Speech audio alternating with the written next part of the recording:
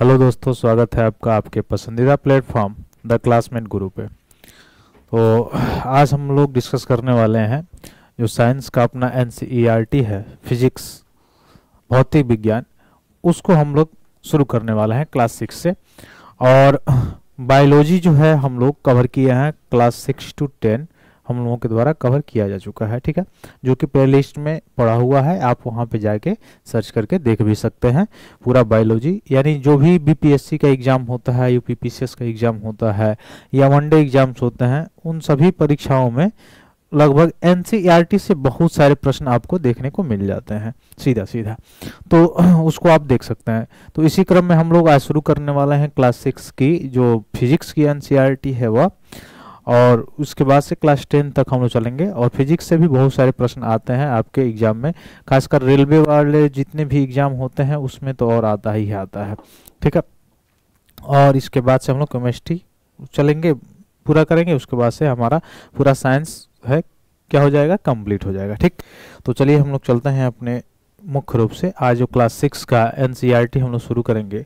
तो ये आपको दिखाई दे रहा होगा, एक सुई है। इस सुई को पढ़ने से पहले, जिसको चुंबकीय सुई कहा जाता है, इसको पढ़ने से पहले हम लोग पढ़ेंगे चुंबक के बारे में, मैग्नेट के बारे में, ठीक है।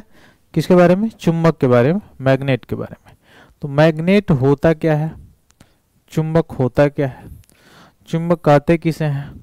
तो चुंबक जो मुख्य रूप से देखा जाए तो चुंबक, तो पहली बात अगर देखें तो चुंबक में दो ध्रुव होते हैं। कितने ध्रुव होते हैं? दो ध्रुव, एक एन और एक एस, मतलब एक नॉर्थ और एक साउथ।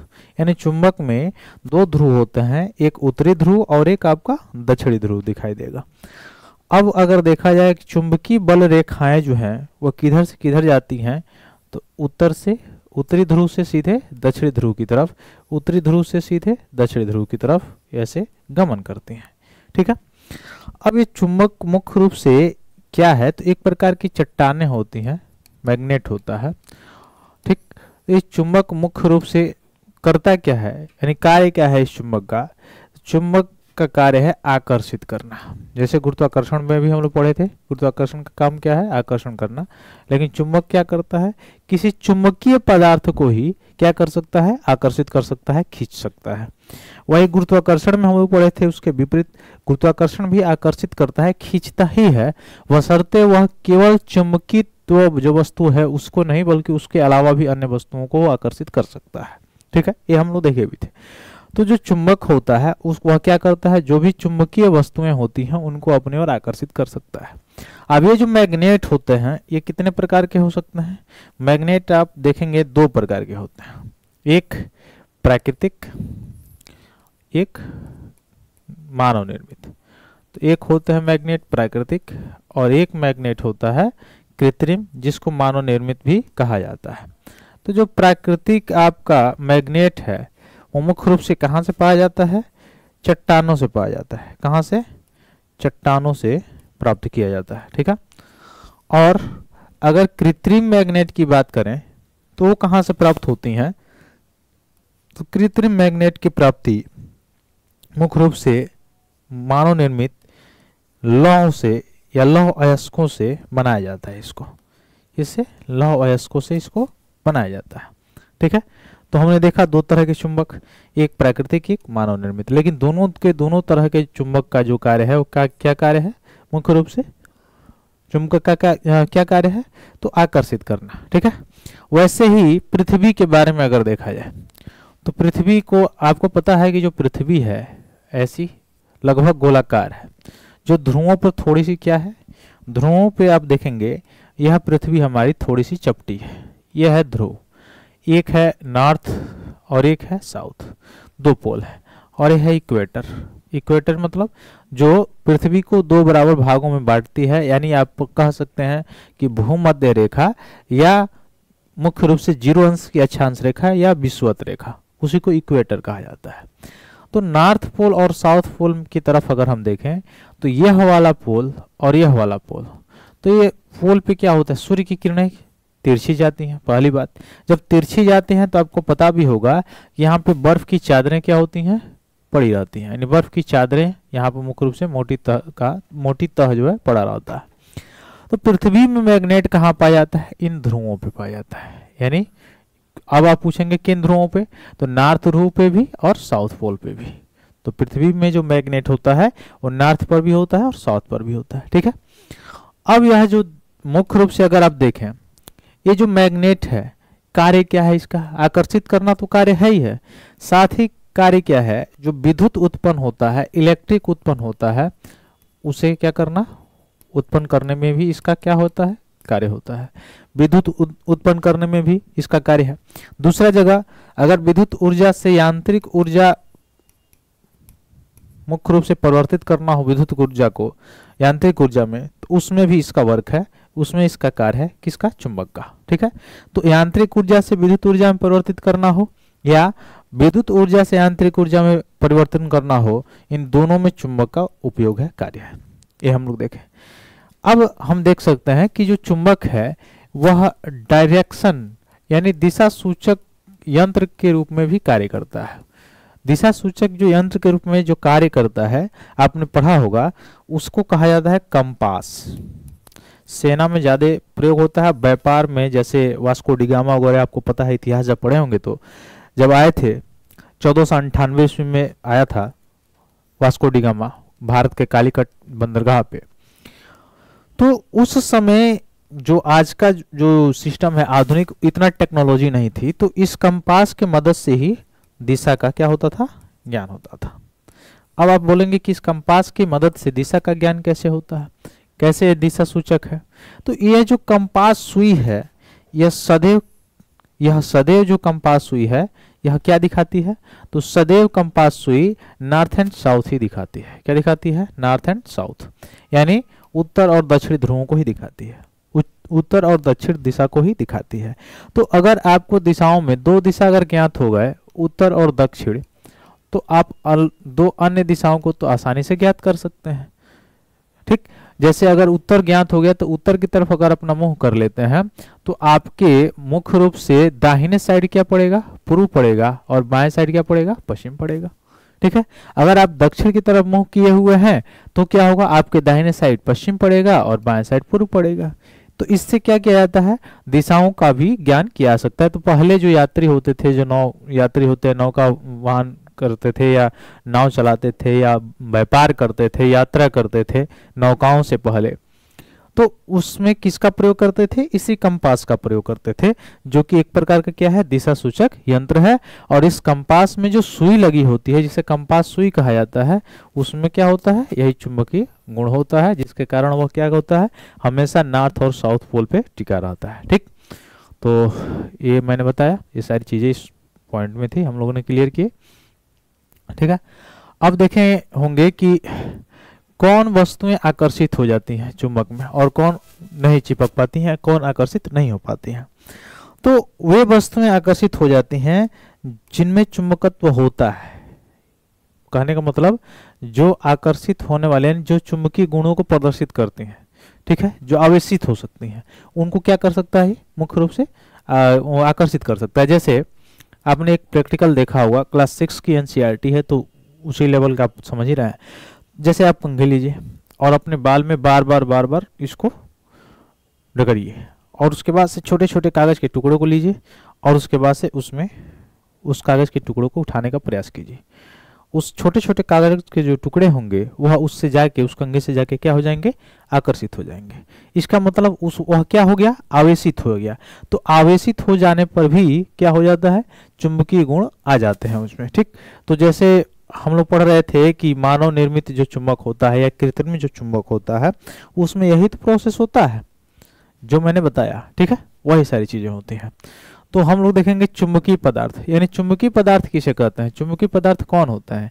तो वे पदार्थ जो चुंबक की ओर आकर्षित हो जाते हैं, अथवा वे पदार्थ जो चुंबक की ओर क्या हो जाते हैं? खिंच जाते हैं, आकर्षित हो सकते हैं, वह कौन से पदार्थ कहलाएंगे? चुंबकीय पदार्थ कहलाएंगे। जैसे चुंबक है और लोहा लाई, आयरन, अब वो क्या हो जाएगा? आयरन को आकर्षित कर लेगा, तो कौन सा पदार्थ होगा? चुंबकीय पदार्थ होगा। लेकिन ऐसे पदार्थ जो चुंबक से आकर्षित नहीं हो पाते हैं, जैसे लकड़ी हो गया, अब सूखा लकड़ी या हरा लकड़ी, कोई भी लकड़ी लाइए, अब उसको आकर्षित कीजिए, आकर्षित हो पाएगा क्या चुंबक से? नहीं हो पाएगा। अब ऐसा दिमाग मत लगा दीजिए कि हाँ देखिए हम आकर्षित करके दिखा देंगे। कैसे? तो उसमें कील ठोक देंगे एक, और कील उसमें लगा देंगे, और कील किसका रहेगा? तो वो रहेगा मुख्य रूप से लोहे का, आयरन का, और कील लगा देंगे और आसानी से आकर्षित हो जाएगा। तो आखिर आयरन रहेगा तभी तो होगा, ऐसे तो होगा नहीं। तो ऐसे जो लकड़ी है, क्या वो चुंबक से आकर्षित हो सकता है? नहीं हो सकता है, सीधी सी बात है, सिंपल सी बात है। तो उस पदार्थ को कहा जाता है अचुंबकीय पदार्थ। मतलब ऐसे पदार्थ जो चुंबक की ओर आकर्षित नहीं हो पाते हैं, आकर्षण उसमें नहीं होता है, तो वह कौन से पदार्थ कहलाते हैं? वह कहलाते हैं अचुंबकीय पदार्थ। है समझ में? तो चुंबक के आकर्षित होने के आधार पे दो प्रकार के पदार्थ पाए जाते हैं, एक चुंबकीय पदार्थ और एक होता है अचुंबकीय पदार्थ। तो चुंबकीय पदार्थ जो चुंबक की ओर आकर्षित हो जाते हैं, और अचुंबकीय पदार्थ जो चुंबक की ओर आकर्षित नहीं हो पाते हैं। ये चीजें समझ में आई होंगी। आगे चलिए, मैंने वही बताया कि चुंबक का वह सिरा जो उत्तर की ओर इंगित करता है उसे चुंबक का उत्तरोन्मुखी ध्रुव कहा जाता है या उत्तरी ध्रुव कहा जाता है, अभी हम लोगों ने पढ़ा है। और जो दूसरा सिरा जो होता है जो दक्षिण की ओर इंडिकेट करता है या दक्षिण की ओर इंगित करता है, उसे हम कहते हैं दक्षिणोन्मुखी ध्रुव या दक्षिणी ध्रुव भी कहा जाता है। ठीक, जैसे पृथ्वी में मैंने अभी एग्जाम्पल देके बताया, ठीक वही सारी चीजें हैं। ठीक है, अब देखा जाए कि स्वतंत्र रूप से लटका हुआ चुंबक किस दिशा में ठहरता है सदैव? सदैव उत्तर दक्षिण दिशा में ही ठहरता है। ऐसा कारण क्या है? ऐसा कारण इसलिए है, जैसे हम लोग पता है कि मुख्य रूप से जो चुंबक होता है वो किसी चुंबकीय पदार्थ को ही आकर्षित कर सकता है। बात सही है कि नहीं है? और मतलब चुंबकीय पदार्थ को ही आकर्षित कर सकता है, मतलब जिसको वो आकर्षित कर सके। जैसे अभी हम लोगों ने पढ़ा, अभी हम लोगों ने ये भी पढ़ा कि जो पृथ्वी है वो पृथ्वी पर क्या होता है, तो पृथ्वी के दोनों ध्रुवों पे क्या होता है? चुंबकत्व पाया जाता है, चुंबक का गुण पाया जाता है।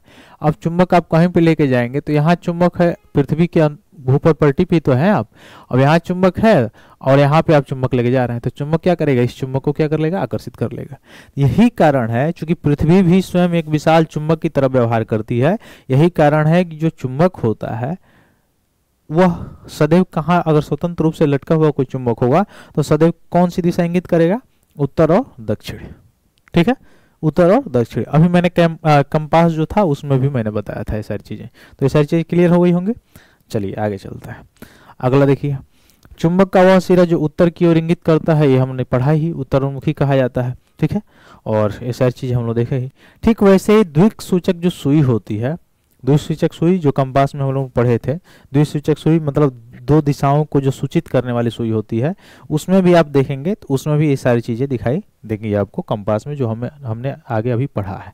देखिए ये है मुख्य रूप से कंपास, और कंपास में आप देखेंगे सदैव कितना, तो देखेंगे 180 अंश दिखा रहा होगा। ठीक है, और ये दिशा कौन सी दिखा रहा है? North and south. देखिए इधर साउथ है और इधर क्या है? नॉर्थ।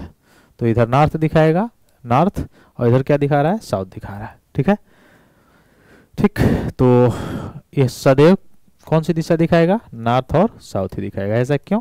क्योंकि पृथ्वी में खुद ही चुंबकत्व का गुण होता है, और यह चुंबक है तो ये क्या कर लेगा? आकर्षित कर लेगा। ठीक है, ठीक, आगे चलिए।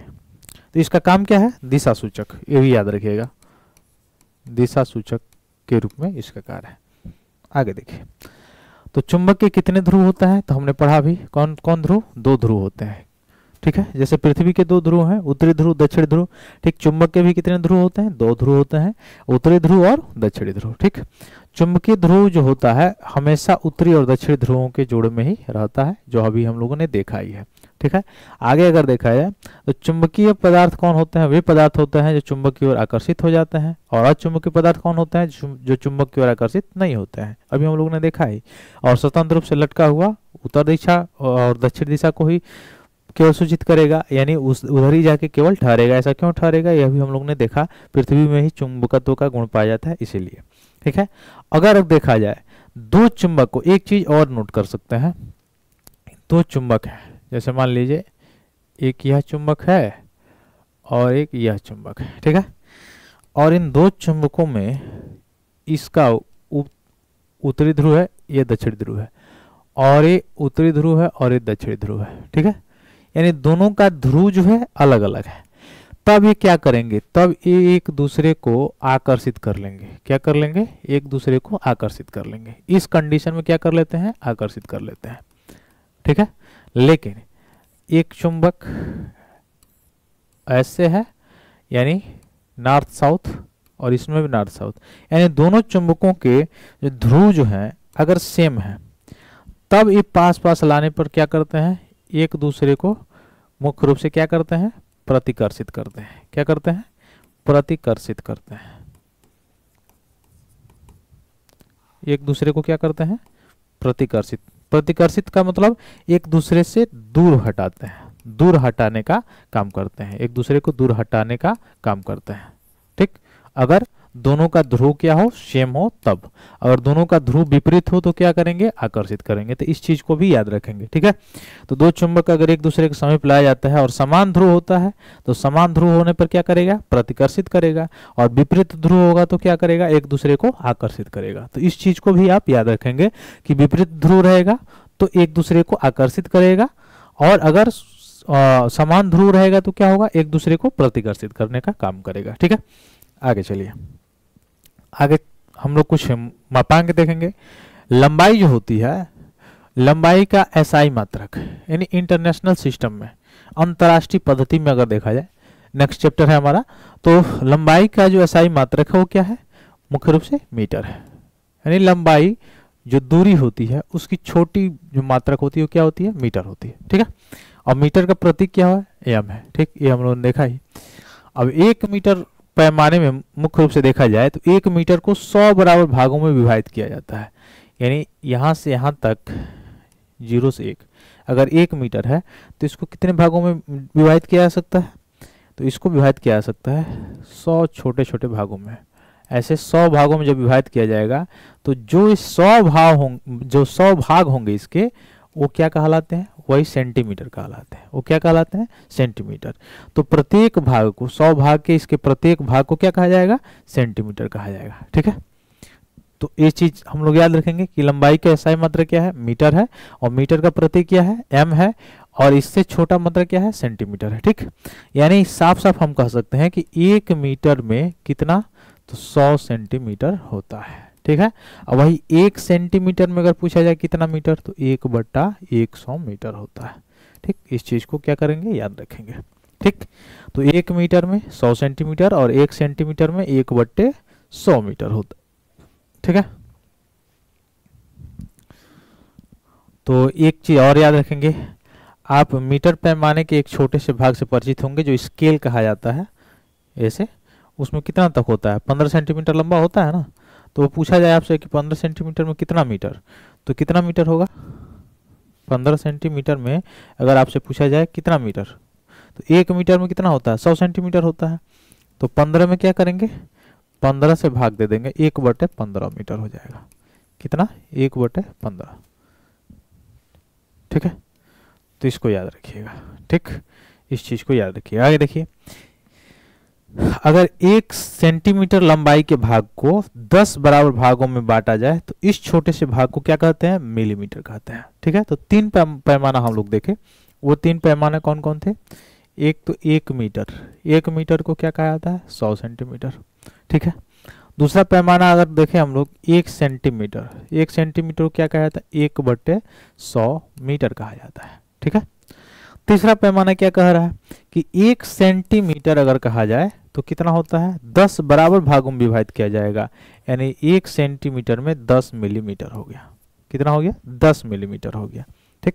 तो 1 मिलीमीटर में देखा जाए तो 1/10 सेंटीमीटर हो जाएगा, ठीक है। तो इसको याद रखिएगा।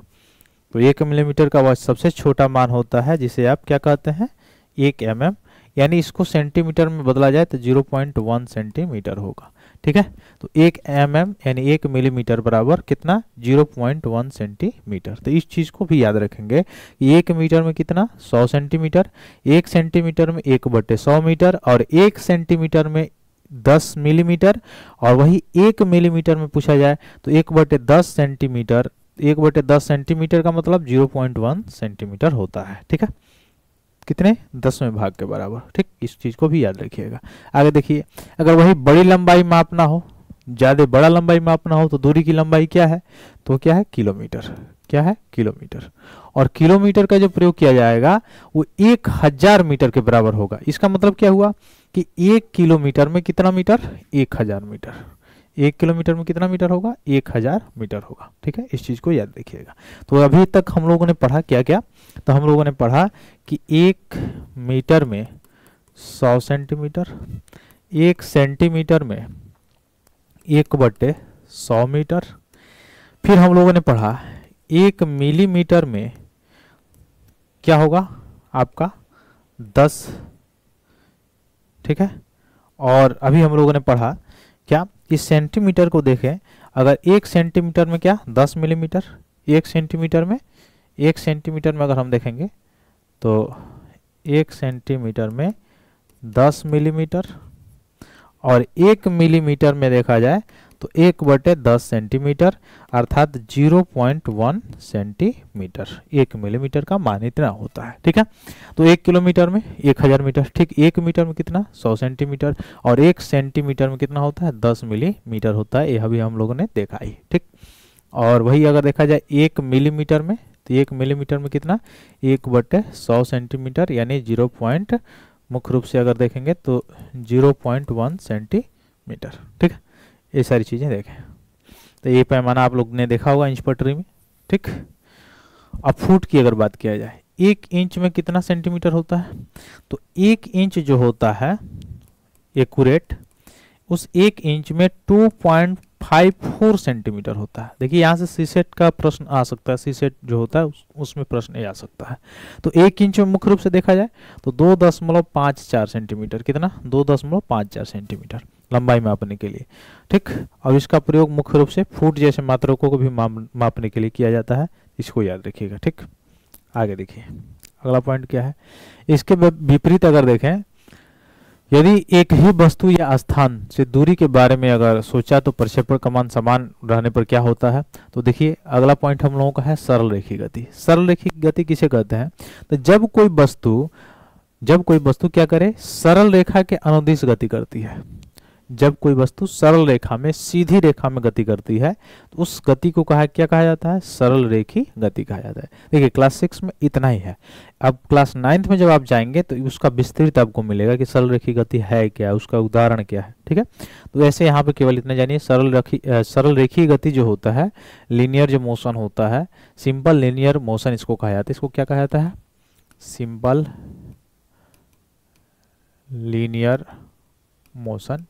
तो सरल रेखीय जो गति होता है उसके बारे में अगर देखें तो जब कोई वस्तु कोई सरल पथ पे या सीधी रेखा पे गति करती है तो उस तरह की गति को कहा जाता है सिंपल लीनियर मोशन, यानी मुख्य रूप से सरल रेखीय गति कहलाती है। ठीक है, जैसे कोई सीधा रेखा है और वहां पे चल रही है, सीधे गति कर रही है, तो उसको क्या कहेंगे, सरल रेखीय गति करेंगे। ठीक है, ये सारी चीजें हैं। ठीक, आगे देखें, वही अगला अगर देखें इसके बाद, तो अगर समय के साथ कोई बिंदु में परिवर्तन हो रहा है या नहीं हो रहा है, उस आधार पर देखें कोई वस्तु अगर गति में तब कही जाएगी, यानी कोई वस्तु गति में कब है, कब कहा जाएगा, जब वह उस बिंदु के सापेक्ष उसकी स्थिति समय के साथ क्या हो, परिवर्तित हो। जैसे गति कब माना जाएगा, कोई वस्तु 1 सेकेंड पहले, ये पॉइंट ए है, ये पॉइंट बी है, ये सी है, ये डी है और ये है। ठीक है, मान लीजिए कोई पॉइंट ए है, पॉइंट बी है, पॉइंट सी है, पॉइंट डी और पॉइंट ई, और इस पे सरल रेखीय गति कोई वस्तु कर रही है। ठीक है, तो सरल रेखीय गति अगर कर रही है तो गति कब मानी जाएगी, यहाँ पे गति कब मानी जाएगी, गति तब मानी जाएगी जब यह वस्तु मुख्य रूप से देखा जाए 1 सेकेंड पहले अगर ए पे थी और ए से कहाँ पे आ गई, बी पे आ गई, 1 सेकेंड बाद देखा गया तो बी पे आ गई, तो समय के साथ उसकी स्थिति में जब परिवर्तन होता है तो उसी को क्या कहा जाता है, गति कहा जाता है। ठीक है, तो अगर आपसे पूछा जाए कि मोशन क्या है, क्या पूछा जाए, मोशन क्या है, गति क्या है, तो किसी पिंड अथवा किसी वस्तु के स्थिति में समय के साथ होने वाला जो परिवर्तन होता है उसी को क्या कहा जाता है, मोशन कहा जाता है। जैसे एक पेंडुलम लिया गया, अब ये मुख्य रूप से आपको अगर ऐसे रख दिया गया तो क्या आप बताएंगे कि ये गति कर रहा है, नहीं कर रहा है। क्यों, क्योंकि समय के साथ देखेंगे तो यह बिल्कुल स्थिर है, इसकी स्थिति में परिवर्तन नहीं हुई है। लेकिन वही ऐसे चले या मुख्य रूप से अगर देखा जाए कि यह ऐसे चल रहा है। अब समय के साथ अगर आप देखेंगे तो इसकी स्थिति में परिवर्तन हो रहा है कि नहीं हो रहा है? हो रहा है। पहले यहाँ था, फिर यहाँ पर आ गया। तो समय के साथ जब इसकी स्थिति में परिवर्तन हो रहा है तो इसको क्या कहेंगे? मोशन कहेंगे, गति कहेंगे। ठीक है, तो इस चीज को याद रखिएगा। अगर वो वस्तु स्थिर रहेगी तो गति नहीं कहलाएगी, और अगर समय के साथ इसकी स्थिति में परिवर्तन होगा तो क्या कहलाएगा? गति कहलाएगा। ठीक है, आगे देखिए।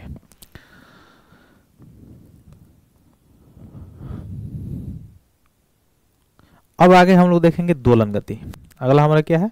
दोलन गति। सरलरेखी गति तो हम लोग देख लिए, अब अगला है दोलन गति। ठीक है, तो दोलन गति क्या होता है? जब कोई वस्तु किसी नियत स्थिति के इधर उधर गति करती है कोई निश्चित पथ पे, जैसे अगर पेंडुलम यहाँ पे बांध दिया गया और यहाँ से यहाँ तक वो क्या कर रहा है, जैसे यहाँ से यहाँ तक गति कर रहा है, तो पेंडुलम जैसे घड़ी में, घड़ी वाला जो पेंडुलम वाला घड़ी होती है, दोलन वाली जो घड़ी होती है, उसमें देखे होंगे, उसमें जो पेंडुलम लगा होता है एक स्पेशल पथ पे गति करता रहता है, स्पेशल पथ पे वो गति करता रहता है। तो जब स्पेशल पथ पे जब गति करता रहता है तो उस तरह की गति जो होगी वो कौन सी गति होगी? दोलन गति। पहले ये चीज समझना पड़ेगा कि गति हो रही कि नहीं हो रही है।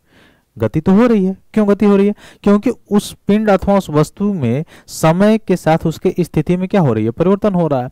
तो जब समय के साथ उसके स्थिति में परिवर्तन होगा तो गति तो हो रहा है, लाजिमी सी बात है। लेकिन वह गति भी किस प्रकार की है?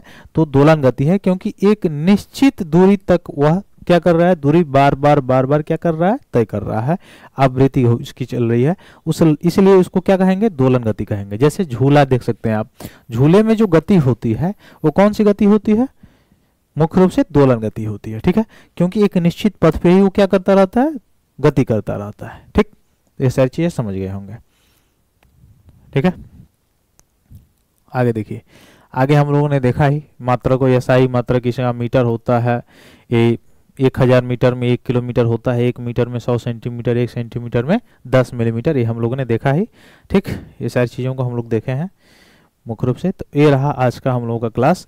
आज का आपका क्लास 6 का जो NCERT है, NCERT किसका? फिजिक्स का, क्योंकि बायोलॉजी तो हम लोग खत्म कर चुके हैं, समाप्त कर चुके हैं। ये क्या हो गया? एंड हो गया, समाप्त हो गया। क्लास 6 में आपका इतना ही था। ठीक है, क्लास 6 में इतना ही था। कल हम लोग क्लास 7 की जो NCERT होगी फिजिक्स की, उस पर हम लोग चर्चा करेंगे। तो आशा करते हैं ये सारी चीज़ें आपको बिल्कुल समझ में आई होंगी। तो अगर समझ में आई है तो ज़्यादा से ज़्यादा लाइक कीजिए, सब्सक्राइब कीजिए और शेयर कीजिए अपने ग्रुप में, अपने दोस्तों के साथ। और फिर हम मिलते हैं कल अपने अगले क्लास में, ये क्लास 7 का जो NCERT है उसको लेके। तब तक के लिए बहुत बहुत धन्यवाद दोस्तों। जय हिंद।